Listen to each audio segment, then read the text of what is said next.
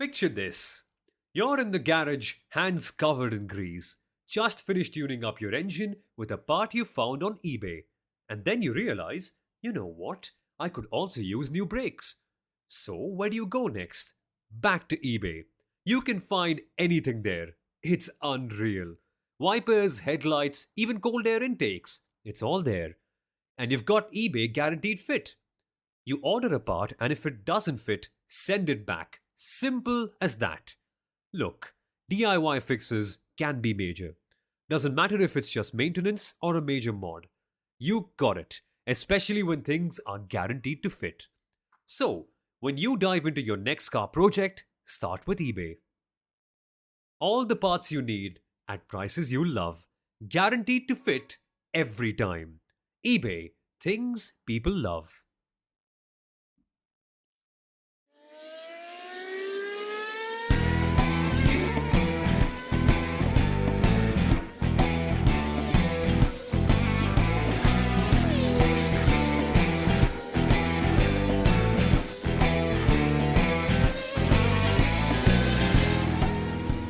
Max Verstappen has done it again. A weekend where I literally thought he wouldn't be able to score a win. He has thrown it out of the park, and how. But not without what we on the Inside Line F1 podcast believe was an absolute fiasco for the FIA at the Qatar Grand Prix. Although those are really big talking points. What you and I are going to look at, Sundaram, before we get to the introduction is what exactly are we talking about today? This is a very corporate style presentation. I love doing these. Lots of animations as well for everyone watching on YouTube. But we're going to talk about the fiasco, like I said, for the FIA in the 2024 Qatar Grand Prix.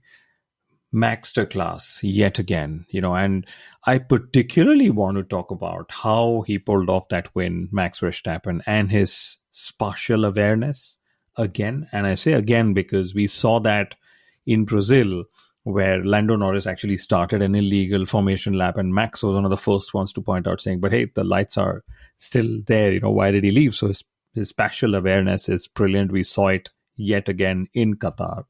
And then Lando Norris's penalty. I think this is that slide where we're going to either spend 3 minutes and move on or 30 minutes and keep debating it. It was harsh, but was it really fair? And then rumors are abuzz. Will Checo Perez self-retire after the Abu Dhabi Grand Prix? Well, he did self-retire himself in Qatar after burning his clutch. And a very interesting question. I'm waiting for the official investigation, but why did the left front tires puncture for Hamilton and Sainz in Qatar? Followed by Lewis Hamilton. Yet another time, he's had two unforced errors on a single day of a Grand Prix weekend. We will dig deep into that as well, and I'll also share why I'm saying yet another time. George Russell, his lack of spatial awareness, clearly yet one more time. In qualifying, slow down lap, we know what happened. Another fiasco for the FIA that we should discuss. Pierre Gasly to 5th and Alpine to 6th position, followed by first points for Sauber and Zhou Guanyu. And I know, Sundaram, you were there to watch Fernando Alonso's 400th Grand Prix, where for the first time in 4 races, Aston Martin actually scored points, which will be the last talking point where we should talk of. But before we move on to the fiasco, welcome to the Inside Line F1 podcast. Samuel Arora is clearly not here. I'm sure you guys know I don't sound like him. My name is Kunal Shah. We'll do a formal introduction later, but I also have with me Sundaram, aka F1 Stats Guru, who just, I think 3.5 hours ago, has landed into the port of Mumbai from Qatar. He was there at the race. He's been in the paddock. He's done a lot of work with Pirelli, a lot of content.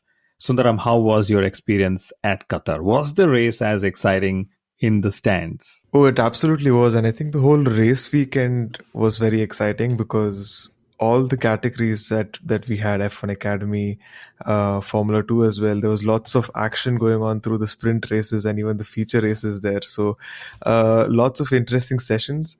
A good Grand Prix experience in general, lots of activities, but also watching a race live is mostly about the experience and the atmosphere, rather than the race itself. You can barely see much from a corner, but still we did get to see a fair bit. We were sitting a little straight ahead from the opening corner, so we did see the hairpin and drivers chucking the cars to turn 2, turn 3, and I absolutely loved it when the cars went over the curbs, the rumble strips. There was just some odd satisfaction that I was getting while that was happening, but I enjoyed the trip. And the race was also very fun, a little chaotic, and I'm sure we'll break it down one by one, like you've already said. I think you're being very modest, as you always are when you say a little chaotic. That race was very chaotic. But I'm going to pick on what you said about the rumble strips and the sound of the tires hitting those curbs. It's equivalent to when you say you hear a golf club middling a golf ball, the ting that you get, for example, that's a perfect shot.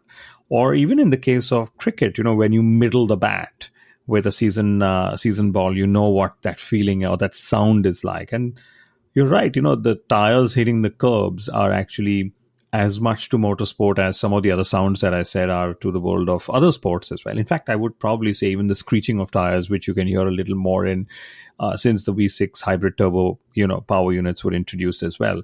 But before we actually run out of time, which we almost always do, we have to get into the fiasco for the FIA in the Qatar Grand Prix. So what were actually the fiascos? And I've actually just listed down the ones that we saw on Sunday. Because on the Saturday, we saw that one place grid penalty they gave driver number 1, who races car number 1 for Red Bull Racing, who's also the driver number 1 at Red Bull Racing, right? I don't think they used numerology the way I did, but they just gave him a one place penalty. But apart from that, what else were the issues on Sunday? Why don't we just sort of read them out? There was a wing mirror that was left on that main straight for many, many laps under full racing conditions. Okay. The second was Lando Norris did not slow under the yellow flag, and he was investigated many, many laps later. It wasn't instant. It was many laps later. And the third, which Max Verstappen pointed out, was the safety car lights were malfunctioning. Okay. And just goes to show, we had a new race director, Rui Marquez. We saw Rui Marquez, suddenly lands up in Qatar and is told, guess what? You're not just doing Formula 1, but you're also going to do Formula 2 and the F1 Academy and whatever else, because, hey, the person who was supposed to do F2 and everything else has also been asked to go. So do you believe that the FIA was just overloaded this weekend and race control stewarding was a little out of whack with all the chaos that you mentioned? I wouldn't know if it was overloaded, but it was definitely out of whack because coming off a couple of weekends where we felt that they were not being harsh enough in handing out penalties, especially when you look at Brazil a couple of races ago, and this Lando Norris penalty and even Verstappen's penalty in qualifying, it takes me back to Sao Paulo, the race start which we dissected so deeply, where there was a clear safety issue there as well. They did not do anything at all and they handed out financial penalties. And here I just felt that they were being overly harsh about just about anything. So out of whack, inconsistent. Sure, there might not be a precedent for a lot of things. You might be setting a precedent right now, but then in my opinion, a lot of things did not make much sense to me. I get the wording of it. I get what they're trying to say, but it just felt some things did not need to be that harsh. A lot of the penalties. I already get a feeling that you and I are going to disagree on a lot of these things. Yeah. I'm excited to go on to those slides where we do that. But the FIA actually issued clarifications. I'm glad they did that because, to a lot of new viewers, especially with Drive to Survive, etc., suddenly you're just seeing a driver running second. He's given a stop-go penalty, 10 seconds. From last, poor thing, from first, second, he becomes last. And I believe while the broadcast is happening, there needs to be a more official explanation that comes not just from I would say the commentators, because the commentators will always commentate on what their view of the penalty is, but what the FIA needs to do is have these clarifications come more real time, even if they're fair, unfair, harsh, not harsh, just how they are thinking, what they are thinking. It shouldn't be something that happens post facto, right? So the FIA actually issued clarifications, couple of clarifications, or three of them. I've just tweeted two of them because these were of most interest to me. First was Lando Norris's stop go penalty was in accordance to the penalty guidelines that the teams were given on the 19th of February in 2024, which is, of course, a few months ago. So they're saying it's a precedent. It's happened before. The teams knew it. The guidelines happened. Any driver, and I stand by this, as somebody who's watched motorsport, but also as somebody who's driven in a lot of racing series as well, a yellow flag infringement is where the governance is the strictest, right? And that's what the FIA said in the clarification. They said a double yellow infringement is considered as a serious compromise of safety. So we will dig into this later. We will show you the visuals of what actually happened.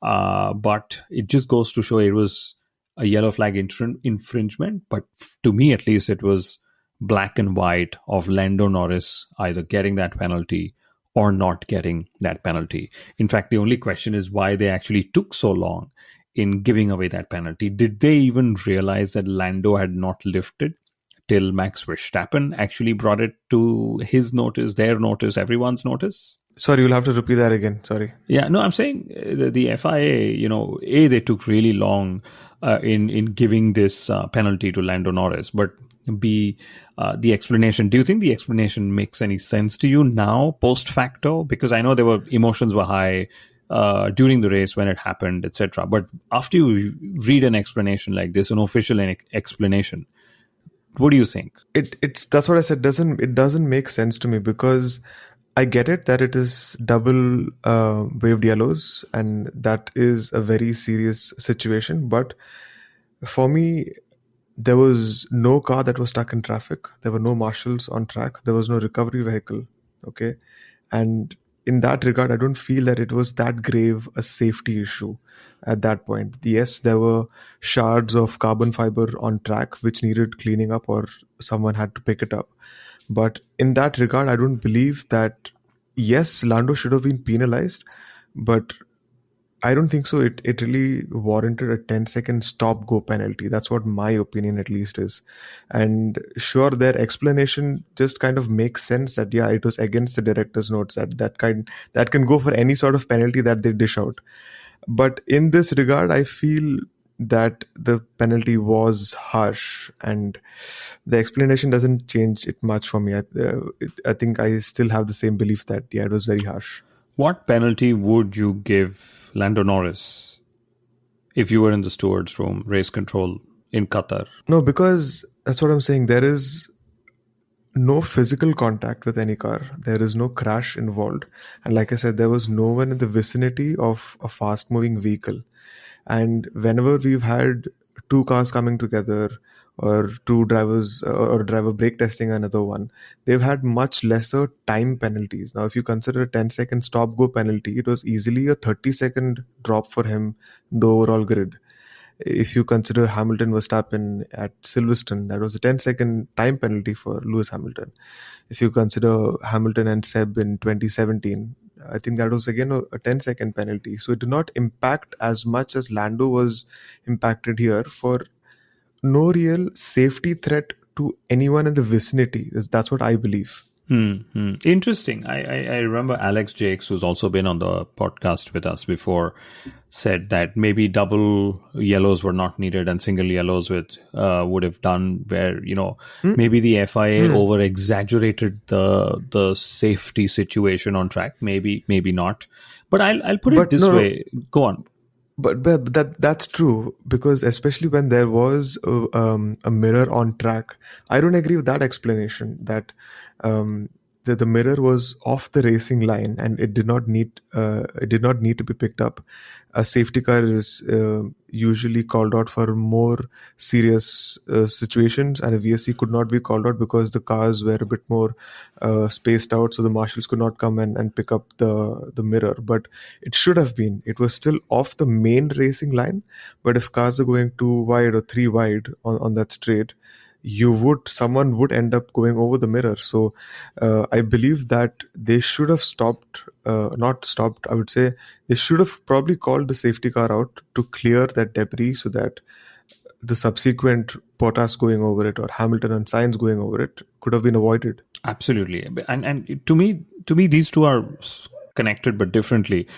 I'm still going to go back to your yellow flag thing, because I think, you gave examples of Sebastian Vettel, Hamilton, Verstappen. Those were sporting penalties, if you know what I mean.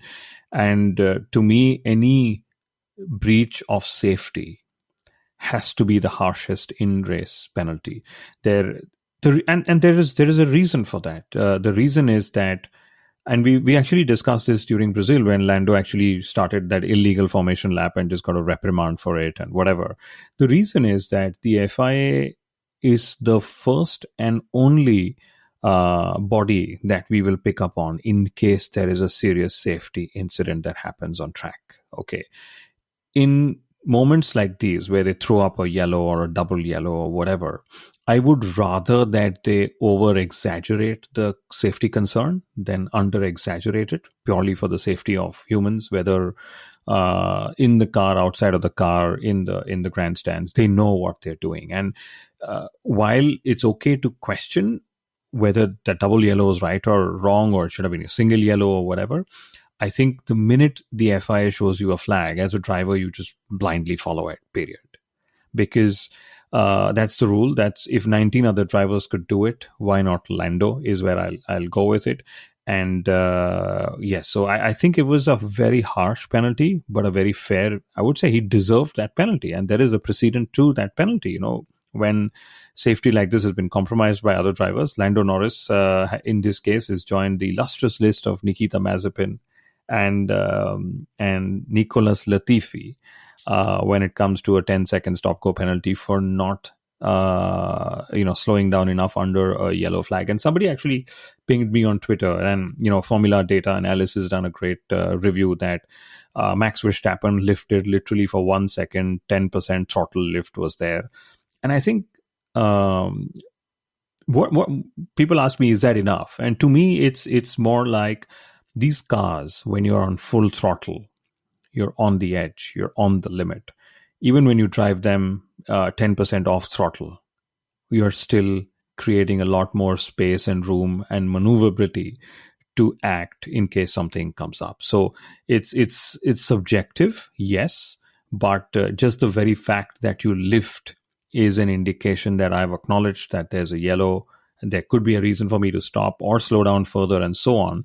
And that's where it goes. But since you then mentioned the safety car, yeah, very interesting, because the FIA said the race control doesn't use safety car to remove on-track debris in usual conditions. The VSC wasn't a solution because the field was spread out. So, a marshal didn't have enough time for pickup. In my mind, they just thought that we'll leave it there. We'll let somebody crush it and then we'll see what happens, because that's literally what they did, And the Bottas incident, poor chap, he had blue flag, so he had to move over for Charles Leclerc. But to me, the dumb part on the FIA's fiasco here was there is just literally one overtaking zone, okay, on the circuit.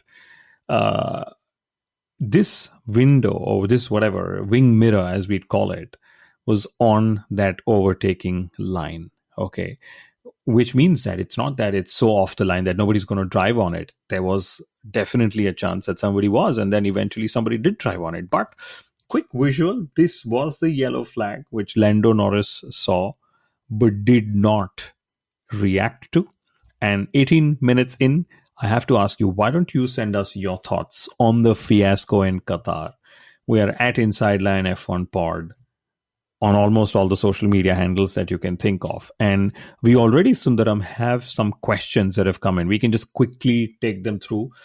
Has the FIA ever been more scrutinized than 2024? I believe 2021 Abu Dhabi was when they were most scrutinized. But yes, we are increasingly getting into a space where the FIA is under big, big scrutiny. There's one question which you can definitely answer as our weatherman. Was this race as hot as the one in 2023? No, it wasn't. And so in 2023, the Qatar Grand Prix was scheduled in the month of October, late October. And that's when it is still peak summer, and that's why a lot of the drivers faced extreme exhaustion and dehydration because the weather conditions and temperatures at that time in 2023 in late October were that high. In 2021, when Lusail hosted the first ever Qatar Grand Prix in Formula One, it was held in December. So there were no such issues back then. So it was clearly a case of scheduling that wasn't right in 2023. So this time when I went last week on the Monday, I felt it was mildly hot, mildly humid.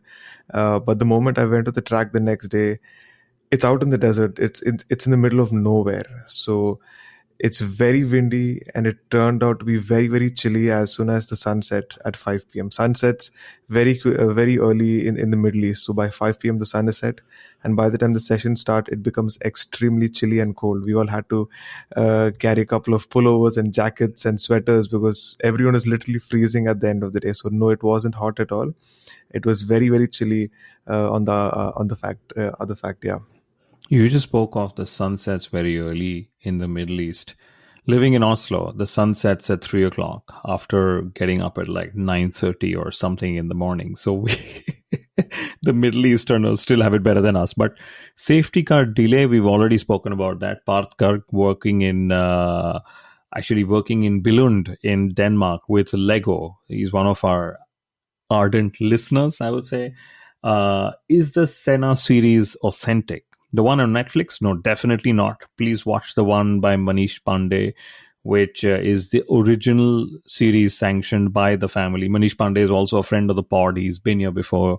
The other series of his to watch is Lucky, which Somil Sundaram and I have enjoyed several times over. And the key question, Sundaram, what upgrades did Sauber bring to finally score points in Qatar? It's not related to upgrades at all. It's also one of the reasons why Leclerc managed to make his way into the podium spots. It was just a chaotic race. Some drivers had a bad race, and it kind of benefits a couple of other drivers. And I like that it's worked out that way for Sauber, because many times when it did feel that they had pace throughout the season, they didn't have enough pace and they didn't have a lot of things going their way. Most importantly, the pit stops through the season. And this way, and in this race, a lot of those things kind of came together. There were a couple of crashes early on in the race. A couple of drivers went off, and it wasn't any of the kick Saubers. So they were perfectly positioned to gain from all the chaos and drama that was happening. And once Lando Norris dropped off because of the penalty, once George Russell dropped off because of his delayed pit stop, they managed to find themselves in the right space to get a couple of points. And Valtteri Bottas was running P10 also at one point in time. So they could have come up with 5 points at the end of the Grand Prix, but I think they'll be very, very happy going in with 4. They're not gonna make a jump in the standings. They're gonna finish 10th most likely, unless they do something remarkable in Abu Dhabi. But it wasn't a case of upgrades, just a lot of things that happened during the race perfectly working for Sauber. And you're right, because there was a point when Bottas and Lawson came together, for which Lawson got a penalty. And if that had not happened, it would have been Bottas finishing ahead of Joe and scoring those points and not Joe. And I liked how I really felt when Bottas put out a heartfelt message saying how that incident turned his race, because Joe had track position and then he got the premier pit stop strategy. So he was prioritized in the pit stops and so on. But I must highlight that the Saubers were actually very quick in Qatar last year, the double points out there. So very good that they could maximize the chance when they came this year, because let's count who all were out of the points or out of position. Lewis Hamilton, Checo Perez, Yuki Tsunoda, Liam Lawson, and I say the Racing Bulls because they've pretty much been fighting for points but haven't scored points, and Nico Hülkenberg. Yeah. And I would say to an extent Alexander Albon as well. So a lot of those regular point scorers were not scoring points. And Joe Guan, you just made the hay when the sun was not shining, when the moon was shining in Qatar, I would say. But in other news, we have to go here. Esteban Ocon he ended his final race with Alpine on the first lap actually the first corner of the first lap, so not even the first lap. And he's not going to race for for Alpine in Abu Dhabi. In comes Jack Doohan. This swap has happened so that Ocon is able to drive in the post-season tire test with Haas.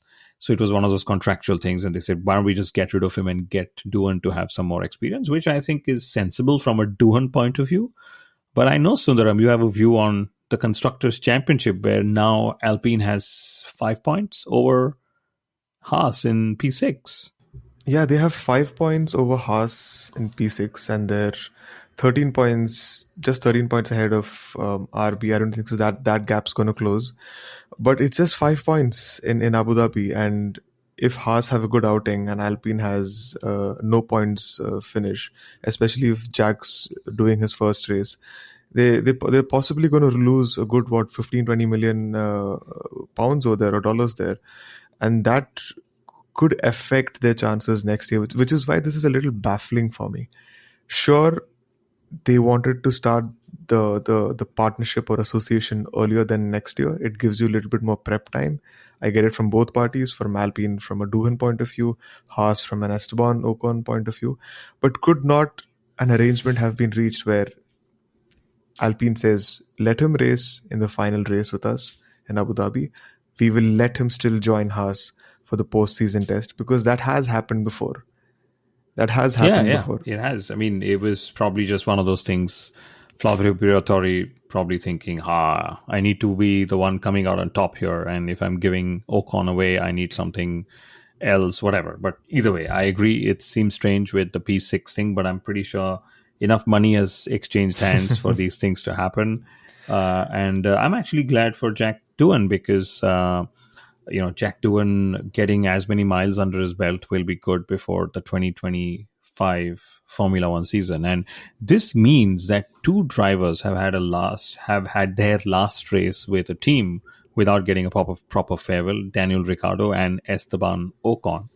And this is now the third or the fourth in-season driver replacement that's happened, because Ricciardo gave way to Lawson, Sargent gave way to Colapinto, and now Ocon is giving way to Doohan. And I'm actually not counting Behrman Sainz and Behrman Kevin Magnussen, because that was just illness. That was not one of those irreversible driver swaps that happened. I mean, in this case, Ocon is still back on the grid next year with Haas. But 26 minutes in, we have to talk of the Maxter class. That's what I'm calling it. Okay, you have something to say. You know what? This whole Ocon-Doohan situation has actually led me to a very strange question, because Doohan's going to be making his Formula One debut in the season finale. At this point, I don't remember any driver making his debut in the season finale. We did have, we did have the likes of a Pietro Fittipaldi and who was it? Jack Aitken debuting at the Sakir Grand Prix, which was the penultimate race of the season. So I really have to sit and dig. Have there any been? I'm sure there must be a couple, but I don't remember when is the last time that's happened. So that's something I have to sit and dig after this.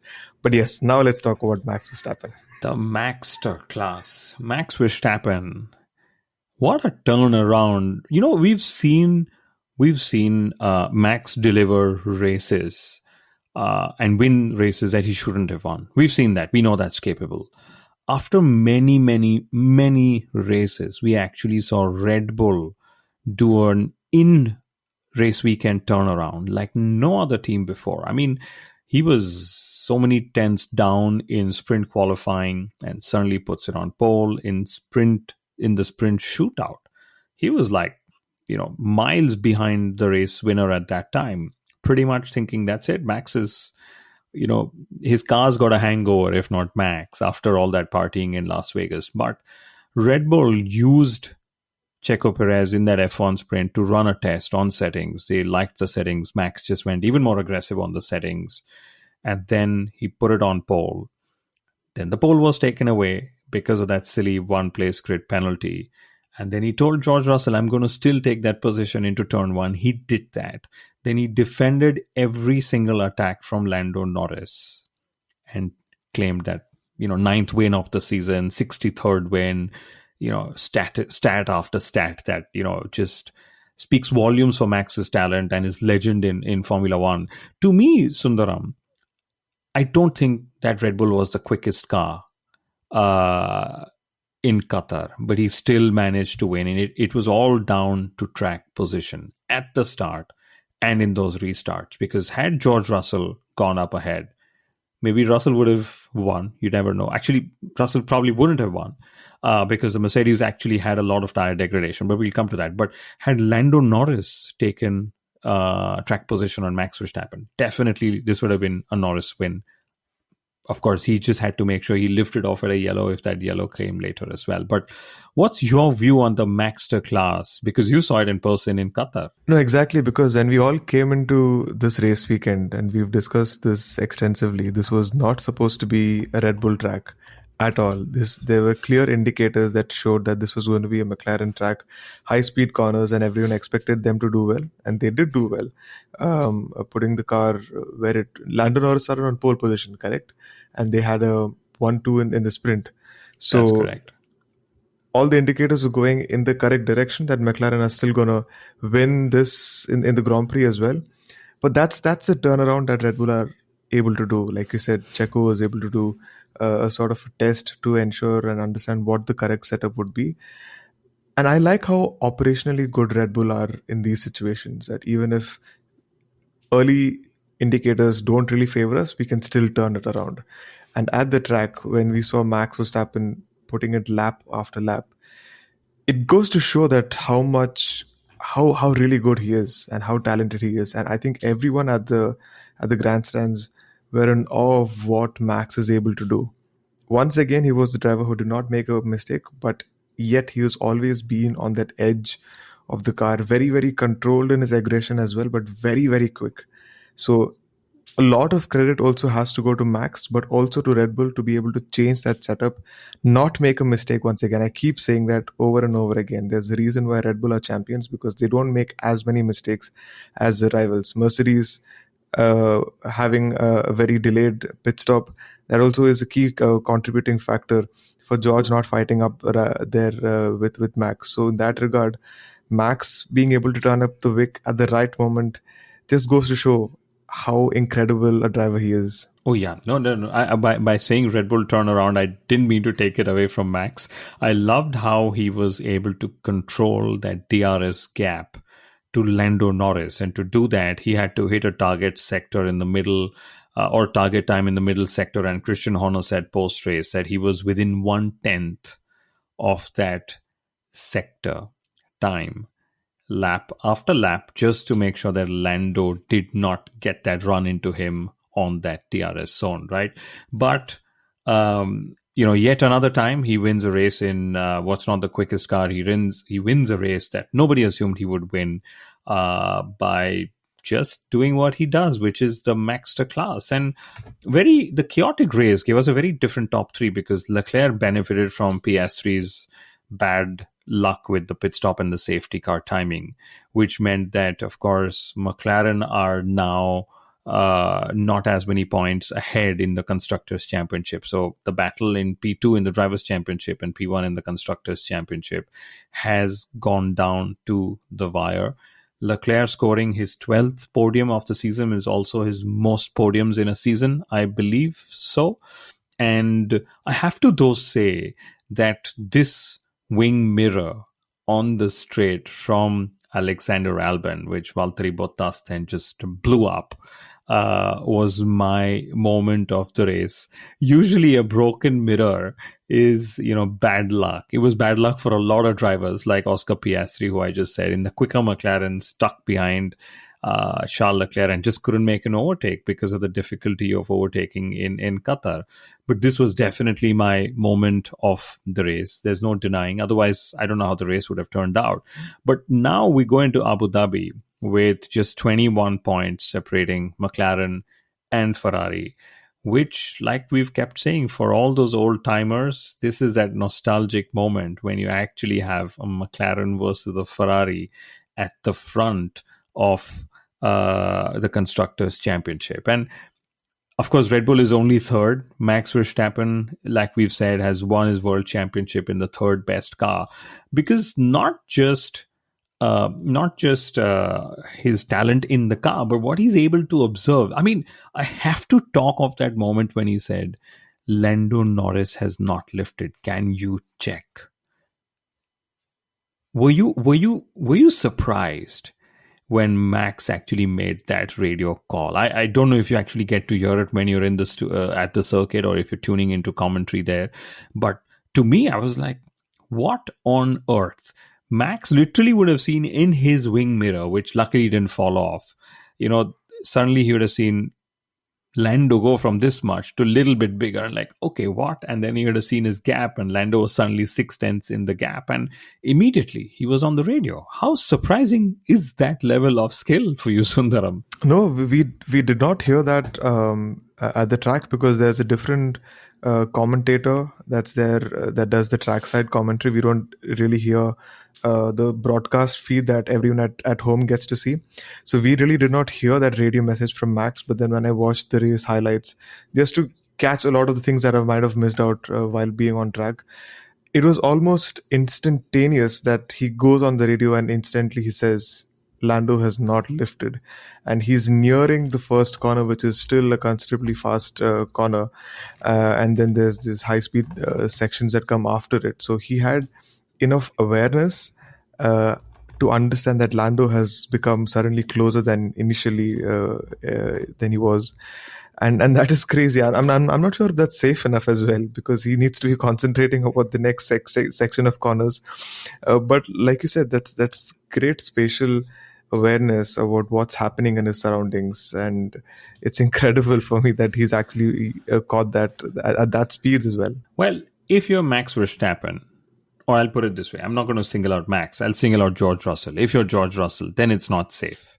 His spatial awareness has been a bit of a challenge. We'll come to that. I'm being a little sarcastic, but frankly, when you're driving a race car, you're already fidgeting with so many settings that you know that it's safe enough when you do it. You know what are the times, what parts of the circuit or what parts of the lap you can look away from your surroundings and look down on the dash and change some things and so on. So that way it's pretty safe. But the other was, of course, Max Verstappen telling his pit wall that, hey, the safety car lights are not working. And that was one of the reasons why he didn't know the safety car was either coming in or not, which the FIA then said they found an issue, they fixed it, but they used they deployed the other safety car when the third time the safety car had to come out. But another rivalry has been picked up from this weekend, which is Max Verstappen being annoyed with George Russell. That move into turn one from the dirty side of the grid has to be spoken about. There are two things to speak about here. First is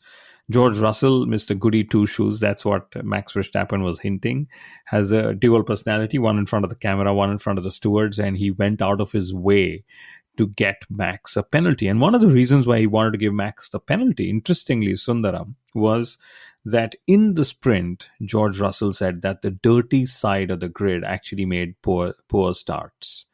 Okay, which means that by giving Max a penalty, he was automatically making himself go on the cleaner side of the grid. Okay, but guess what? Max on the dirty side of the grid made that move happen.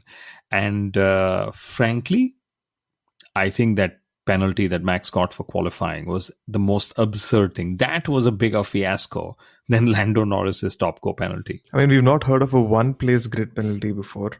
Not that I can remember that far behind, but it was very, very absurd, because any case of impeding that we usually talk about is when a driver blocks another driver who's on a push lap or a fast lap. In this case, both of them were not on push laps. Both of them were still leading up to their next push lap. Probably Russell was going to do it in the immediate lap after. Verstappen was going to do it 2 laps later. But still, Russell's argument was that during every cool-down lap as well, they still have to stick to a certain delta that the race director shares before each race weekend or after a couple of practice sessions. Russell was in the urgency to try and keep up to that delta. That's why he had to speed up. And en route of doing that, he found Max right on the racing line. So in that regard, I won't be meeting my delta. I would then be penalized. So I might as well then go and complain about Max Verstappen that he's right in the middle there, impeding me. So you need to take a look at it. And yes, it is absolutely absurd because we've never come across something like this, and a driver being given a one place grid penalty. I think that particularly annoyed Max Verstappen. But I also kind of get um, Russell's point of view here, because I think they're all drivers, they're all competitors. If they find the slightest of opportunities, they will always call out the other person. It's just as what Max did with Lando as well, that he did not slow down. I True. think Russell is within his right. If he finds an opportunity to penalize any driver or team, he would gladly take it with both hands. Well, I agree with you on Max and George, and drivers taking their chances, etc.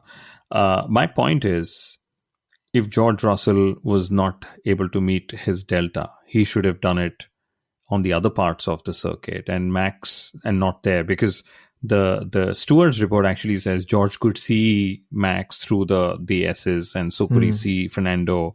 And if Max had Fernando ahead of him, where do you think Max would go, for example? And for it to happen on a cool down lap is the big question mark. I think I wouldn't be surprised if Max or Fernando Alonso, the two naughty boys, I like them, will try and test this rule just to tickle the stewards a little more in Abu Dhabi. So look out for that. We will talk about that in the Abu Dhabi preview.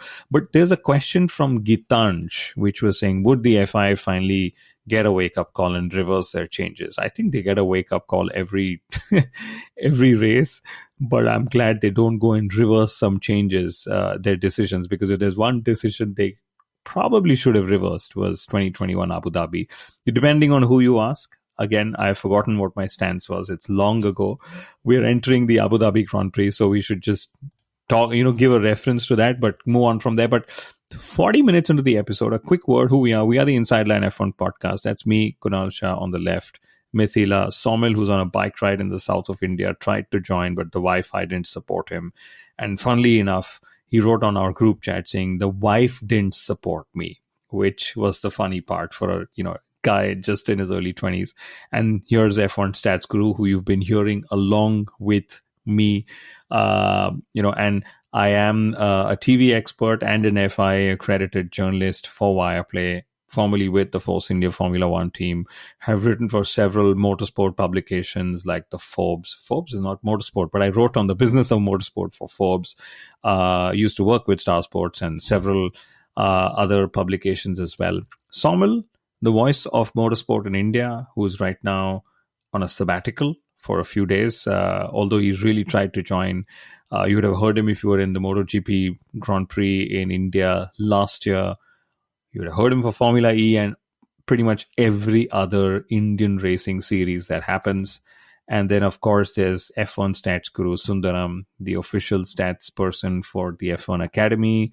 And his stats have been consumed either by official sources legally or by official sources illegally, because people love to steal his stats. This weekend, I was credited. I'm not sure if people are listening to a podcast and then feel that I need to be given credit for my stat. But this weekend, one of my stats did make it to the F1 TV broadcast. And I was very kindly mentioned by Laura Winter on a stat that I shared for Max Verstappen. And which one was this?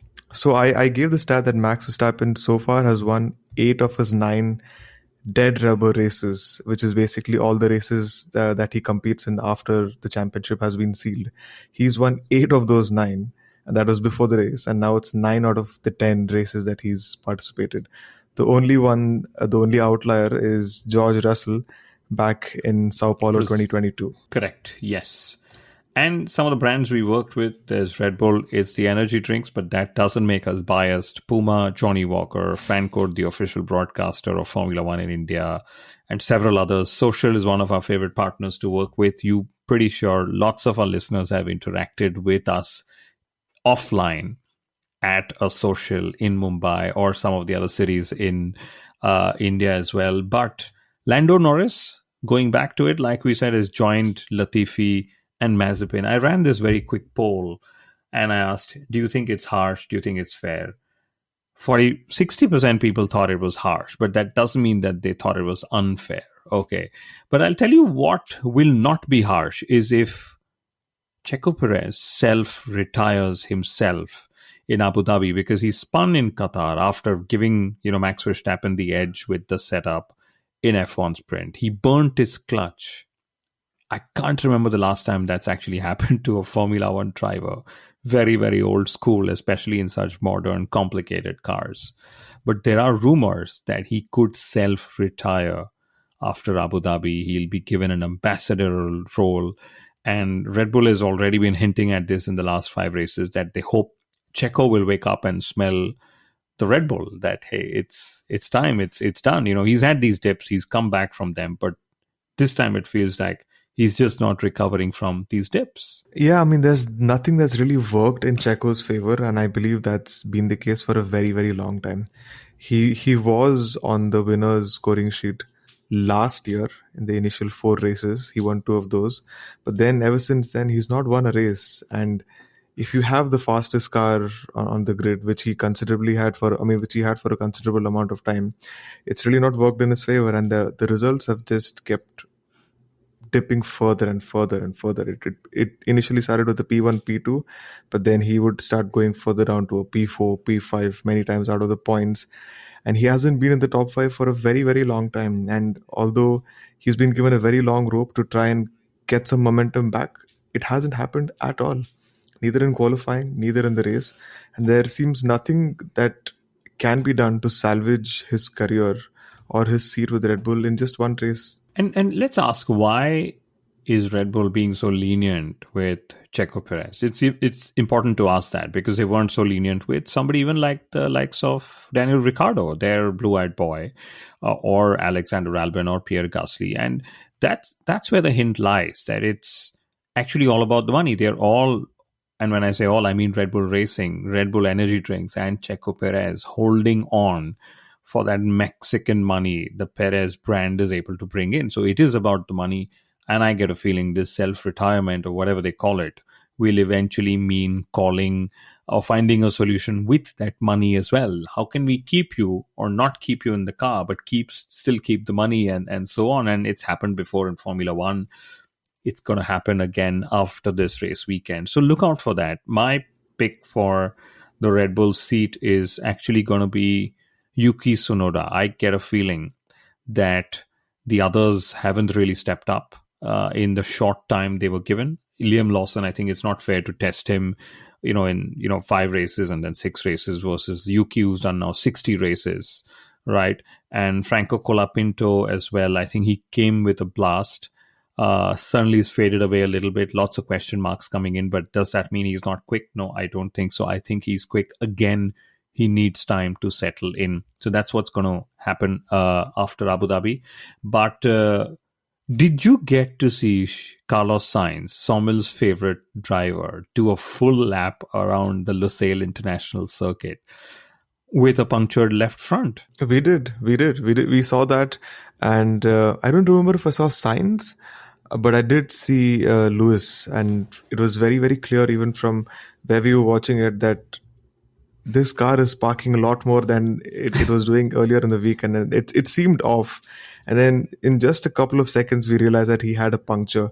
So we did see that. It was very much evident from where we were sitting. So Pirelli, of course, hasn't yet revealed the final result of the investigations behind the punctures, but it seems like a mix of the two, that tire energies were, of course, very high in Qatar, as we know, and there was no thermal degradation. So you were actually using the carcass of the tire, which is a beautiful thing when you're a racing car driver, that you get to use the tire for what it is, rather than driving to a temperature of the surface of the tires, right? Which is what we hear in a lot of races. When you manage a tire, you're managing the temperatures of the tire.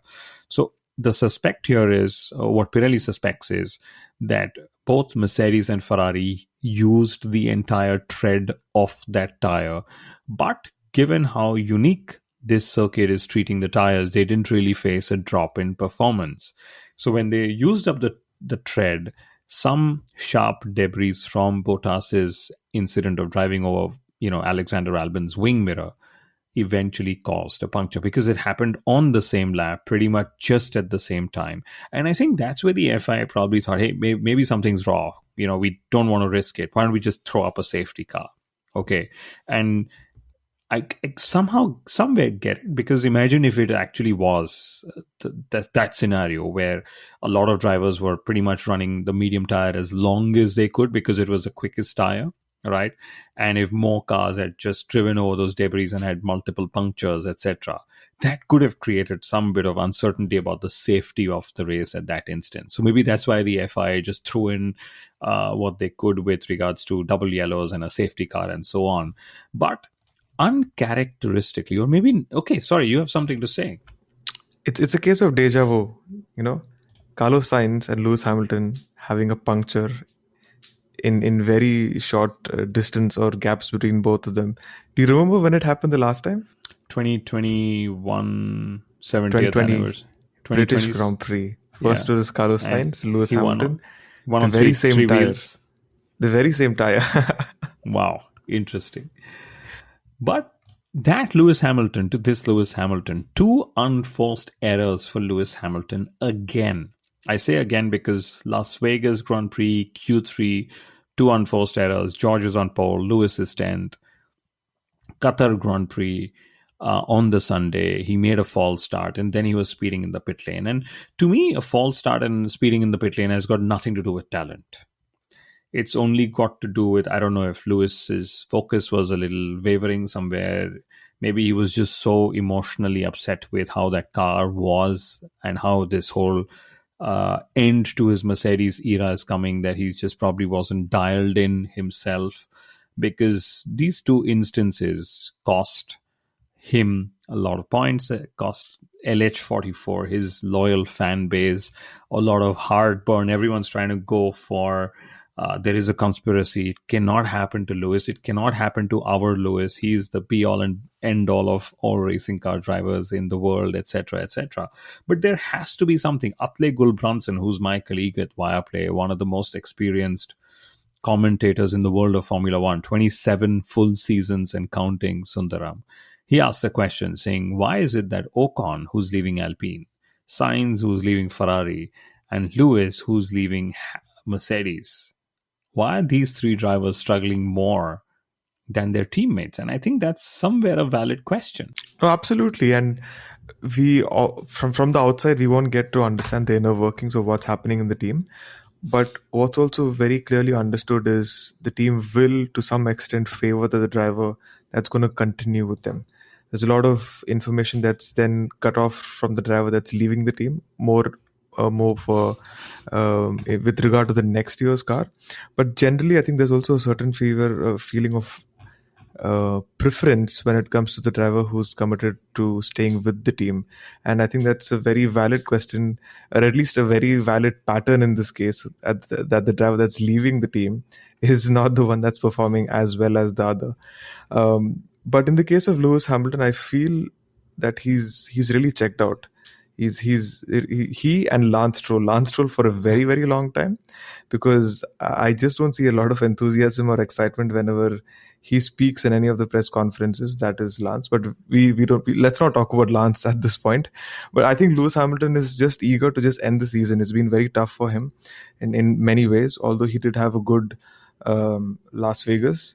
He's otherwise not had a great season with the car, understanding the setup of the car, and sometimes he sees that his teammate is able to out-qualify him or outrace him. So I feel he's in that mental space that he just wants to end this relationship and then look forward to the partnership with Ferrari next year. Yeah, and that's probably what explains these unforced errors. He's, like I said, it's got nothing to do with the car. When you make a false start or pit lane speed limit, not formation, etc. But his teammate, George Russell, his spatial awareness, we saw this in Australia. He was behind your favorite driver, Fernando Alonso. He put it in the wall, fidgeting some settings. We saw this in Qatar, cool down lap behind Max Verstappen. Just very puzzling what actually sometimes happens with George. And I was on Twitter with Chetan Narula, a sports broadcaster from India. He said George has always been a mid to decent driver, but not championship material, ... like Lando Norris. And I somewhat tend to agree with that, because George is always complaining on the radio. Every time Oscar Piastri pulled a defensive move, he was like, "Oh, did you see that? He's always turned in on me. Oh, he's turned in on me again. Oh, he's dangerous." So I don't know. Let's see how George's story unfolds. But definitely, Lewis's story at Mercedes is not unfolding. They had a very messy spat on the radio. Lewis wanted to retire. Bono kept telling him, "No, you're not." And he said, "I'm going to just park and shut the car." And Bono said, "Fine, if you want to carry this time penalty into the next race, then by all means do that. Do one more lap." And then finally, Lewis just finished the race, even though he was out of the points, which was a bit of a surprise because I thought he was going to do that extra lap like Lance Stroll did and park up. But his friend and team boss, Toto Wolff, actually said this, that he was surprised at Lando Norris's top go penalty. He needed to review it more before comments, but he said that could cost McLaren the Constructors' Championship. And that's where I felt there were two things. Toto Wolff getting some sense of deja vu on the fact that, oh my God, is the FIA actually going to take a champion? They took a drivers' championship away from Mercedes. Could they take a constructors' championship away from a Mercedes power team? And maybe he's fair in thinking that way because he can't win. Can he get a Mercedes power team to win the 2024 constructors' championship? Why not? When you were watching the race from the track, at one point it really hit me that I might be witnessing the constructors' championship actually being sealed right in front of me, and I was actually being I was getting very excited to probably witness that, especially McLaren's first constructors title in nearly 25 years. So I was really getting up for that, but then the penalty came in, and then I'm like, this is possibly the reason why they could actually lose out to Ferrari in the championship. And if that does happen, I think Lando Norris will find it very difficult mentally to be able to come back for next season, because this constructors title is very firmly in McLaren's hands, or at least until now before the Qatar race. And it looks like that it might have slipped away slightly, and it might even add more pressure for them next weekend to kind of maintain that gap to Ferrari. It might just give so much more of fire for Charles Leclerc and Carlos Sainz to push even more, because they have nothing to lose. They're already second. They really have to go on the offensive to kind of put McLaren on the back foot and get more points than them. Yeah, and they're saying that Abu Dhabi, the Yas Marina circuit, could actually favor the Ferrari package, which I absolutely love. And we spoke of Masterclass before, and I think the 2024 Qatar Grand Prix was sort of giving me the feels of what the 2025 Formula One season could be like. Because on one day, we had McLaren quick. On the other day, we had a Mercedes quick. On the third day, we had a Red Bull quick. And we could pretty much have that. We've had that in the last few races, last several races in 2024. That's what 2025 is going to be all about. But, Alpine, we've spoken about Gasmobile. We've spoken enough there. I think very well done to them. It's been in the momentum. Even more momentum for Zhou Guanyu. P8 gets there. All 10 teams have scored points. But your favorite, Fernando Alonso, scores points for Aston Martin, first time in 4 races, which also is, I think they're going to be 5th in the Constructors' Championship either way. And pretty much everyone's just waiting for Adrian Newey to join. But my former colleague and a very, very good person, Andy Stevenson, the sporting director of Aston Martin, has completed 601 races with Team Silverstone. Okay, he's been there since Jordan, Spiker, Midland, Force India, Racing Point, and now Aston Martin.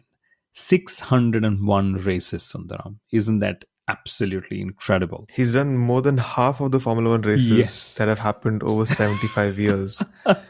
And he's been in the sport since when? Since the first 1991, since the first race that Jordan had in Phoenix. But yeah, and Aston Martin, of course, I just got to know this from my friends there.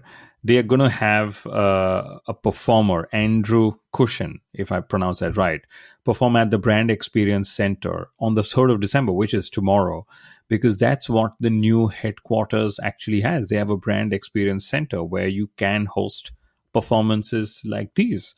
But before we end the show, any closing notes from you, Sundaram, since you are the one who's just most recently been at a Grand Prix? The Grand Prix experience is amazing, and the more you go and watch a race, the more you want to further watch them again. And I'm actually looking forward to watching a couple of races next year as well. So very, very happy with the Qatar Grand Prix. Very excited to see what happens in Abu Dhabi, who wins the title, how it ends. A lot of farewells for a lot of drivers. One of them could possibly be Sergio Perez. How the nature of that divorce, how that happens, also is going to be very curious to see. So we'll cover all of this and more in the preview. But yeah, final race of the season. Looking forward to it, and then looking forward to a very long break after that. Yes, and Sommel's of course missing it because while we were recording, he sent 2 points. He said Zhou Guanyu has had 28 races, which is Grand Prix and sprints, since the last time he scored points. In that much time, Lando and Oscar hadn't even won a single race. Okay. And then the second was Esteban Ocon is, in all probability, Alpine's most successful driver since Kimi Raikkonen. So it's Team Enstone, which Kimi Raikkonen won races for at Lotus. The famous story of, how his bonuses actually made the team go bankrupt. But thank you very much, everyone, for tuning in. Thank you for this hour, Sundaram. Literally the one whole hour that we do on TV on Viaplay. We are doing 1 whole hour of a review as well. But just the nature of races, this 2024 Formula One season. Big thanks to everyone leaving comments on YouTube and Twitter and Instagram, and even more so on Spotify as well. Thank you very much. Please follow us on all the social media handles and your favorite podcasting platforms. And we will be back in a few days, maybe with Sommel leading the broadcast for the preview of the Abu Dhabi Grand Prix. Adios.